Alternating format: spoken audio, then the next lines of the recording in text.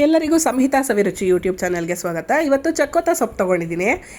ಈ ಸೊಪ್ಪಲ್ಲಿ ನಾನಿವತ್ತು ಮಜ್ಜಿಗೆ ಹುಳಿ ಮಾಡೋದು ತೋರಿಸ್ತಾ ಇದ್ದೀನಿ. ಮಜ್ಜಿಗೆ ಹುಳಿ ಮಾಡೋದಕ್ಕೆ 1 ಹಿಡಿಯಷ್ಟು ಕಡಲೆಬೇಳೆ ಮತ್ತು ಒಂದು ಅರ್ಧ ಹಿಡಿಯಷ್ಟು ತೊಗರಿಬೇಳೆ ಎರಡನ್ನೂ ತೊಳೆದ್ಬಿಟ್ಟು ನೆನೆ ಇಡಬೇಕು. ಒಂದು 3 ಸತಿ ಚೆನ್ನಾಗಿ ಕ್ಲೀನಾಗಿ ತೊಳ್ಕೊಬೇಕು. ಒಂದು 2-3 ಸತಿ ತೊಳೆದ್ರೆ ಚೆನ್ನಾಗಿ ಅದರಲ್ಲಿ ಏನಾದ್ರು ಇದಿದ್ದರೆ ಹೋಗುತ್ತೆ. ತೊಳೆದ್ಬಿಟ್ಟು ಚೆನ್ನಾಗಿ 1-2 ಅವರ್ಸನ್ನು ನೆನಿಬೇಕು. ನೆನೆಯಕ್ಕೆ ಇಟ್ಬಿಡಿ. ಅದಾದಮೇಲಿಂದ ನೀವು ಸೊಪ್ಪೆಲ್ಲ ರೆಡಿ ಮಾಡ್ಕೊಳ್ಳೋಷ್ಟೊತ್ತಿಗೆ ಅದು ನೀವು ಮಜ್ಜಿಗೆ ಹುಳಿ ಮಾಡ್ಕೊಳ್ಳೋಕ್ಕೆ ರೆಡಿ ಆಗುತ್ತೆ. ನೆಂದಿರುತ್ತೆ ಚೆನ್ನಾಗಿ. ನೋಡಿ, ಇವಾಗ ನೆನೆಯೋಕ್ಕೆ ಇಟ್ಬಿಡ್ತೀನಿ. ಸೈಜ್ ದೊಡ್ಡದಾಗಿರುತ್ತೆ. 1-2 ಅವರ್ಸ್ ನೆನೀಲಿ. ಜಾಸ್ತಿ ಹೊತ್ತು ನೆಂದರೂ ಏನು ತೊಂದರೆ ಇಲ್ಲ. ಆಮೇಲೆ ಚಕ್ಕೋತ ಸೊಪ್ಪನ್ನ ಎಲ್ಲ ಕ್ಲೀನಾಗಿ ಸೋಸ್ಕೊಂಬಿಟ್ಟು ತೊಳೆದು ಹೆಚ್ಚಿ ರೆಡಿ ಮಾಡ್ಕೊಂಡಿದ್ದೀನಿ. ಅದನ್ನೆಲ್ಲ ಇವಾಗ ಒಂದು ಪಾತ್ರೆಗೆ ಸೇರಿಸ್ತಾ ಇದ್ದೀನಿ.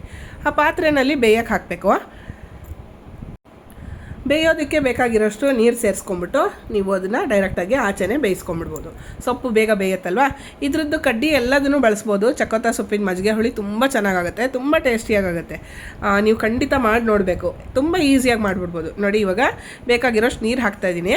ಅತಿ ನೀರು ಹಾಕೋ ಅವಶ್ಯಕತೆ ಇಲ್ಲ, ಯಾಕೆಂತಂದರೆ ಸೊಪ್ಪು ತುಂಬ ಕುಸಿಯುತ್ತಲ್ವ. ಹಾಗಾಗಿ ಸ್ವಲ್ಪ ಕಮ್ಮಿನೇ ನೀರು ಹಾಕ್ಕೊಳ್ಳಿ.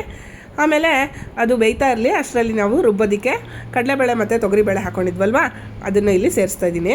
ಕೆಲವ್ರ ಮನೆಯಲ್ಲಿ ಏನು ಮಾಡ್ತಾರೆ ಅಂತಂದರೆ ಬರೀ ಕಡಲೆಬೇಳೆ ಹಾಕ್ತಾರೆ. ಕೆಲವ್ರ ಮನೆಯಲ್ಲಿ ತೊಗರಿಬೇಳೆ ಜಾಸ್ತಿ ಹಾಕ್ತಾರೆ. ನೀವು ನಿಮ್ಗೆ ಹೆಂಗೆ ರುಚಿ ಚೆನ್ನಾಗಿ ಅನಿಸುತ್ತೋ ಆ ಥರ ನೋಡ್ಕೊಂಡು ಮಾಡ್ಕೊಳ್ಳಿ.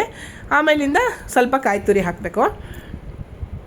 1-1.5 ಹಿಡಿಯಷ್ಟು ಕಾಯಿ ತುರಿ. ಅದಾದಮೇಲೆ ಒಂದು 3 ಮೆಣಸಿನ್ಕಾಯಿ ಹಾಕ್ತಾಯಿದ್ದೀನಿ. ಜಾಸ್ತಿ ಖಾರ ಮಾಡ್ತಾಯಿಲ್ಲ ನಾನು. ಅದಾದಮೇಲೆ 1 ಚಮಚದಷ್ಟು ಜೀರಿಗೆ, ಆಮೇಲೆ 1 ಇಂಚಷ್ಟು ಶುಂಠಿ. ಇಷ್ಟನ್ನು ನುಣ್ಣಗೆ ರುಬ್ಕೊಂಬರ್ಬೇಕು.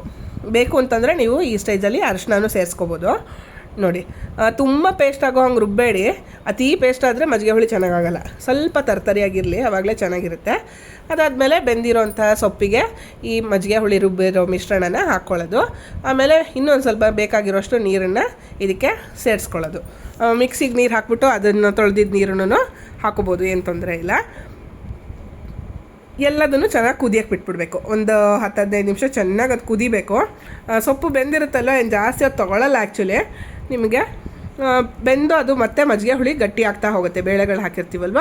ಅದಕ್ಕೆ ಈ ಸ್ಟೇಜಲ್ಲಿ ನಾನು ಉಪ್ಪು ಸೇರಿಸ್ತಾ ಇದ್ದೀನಿ. ನಾನು ಸಾಮಾನ್ಯವಾಗಿ ಕಲ್ಲುಪ್ಪು ಬಳಸ್ತೀನಿ. ನಿಮಗೆ ನನ್ನ ಚಾನಲ್ಸ್ ಫಾಲೋ ಮಾಡ್ತಿದ್ದೀರಾ ಅಂತಂದರೆ ನಿಮಗೆ ಗೊತ್ತಿರುತ್ತೆ, ನಾನು ಕಲ್ಲುಪ್ಪು ಬಳಸ್ತೀನಿ ಸಾಮಾನ್ಯ.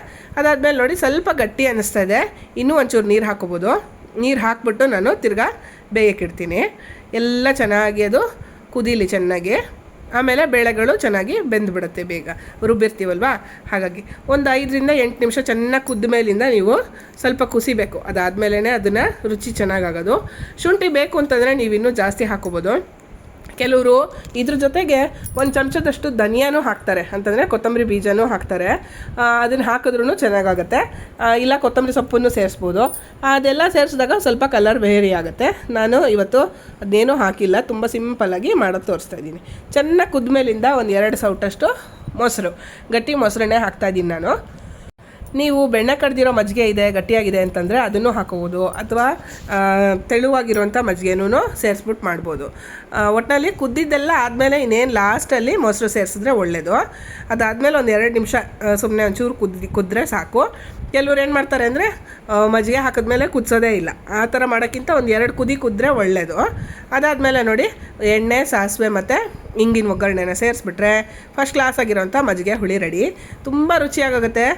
ಸೊಪ್ಪಿನ ಮಜ್ಜಿಗೆ ಹುಳಿನ ಇದು ಹೆಂಗೆ ಅಂತ ನಿಮಗೆ ಆಶ್ಚರ್ಯನೇ ಆಗುತ್ತೆ. ತುಂಬ ಚೆನ್ನಾಗಿರುತ್ತೆ. ಖಂಡಿತ ಮಾಡಿ ನೋಡಿ. ಈ ಥರನೇ ರೆಸಿಪೀಸ್ ಜೊತೆಗೆ ಮತ್ತೆ ಬರ್ತಾ ಇರ್ತೀನಿ. ನನ್ನ ಚಾನೆಲ್ನ ಸಬ್ಸ್ಕ್ರೈಬ್ ಮಾಡೋದನ್ನ ಖಂಡಿತ ಮರಿಬೇಡಿ.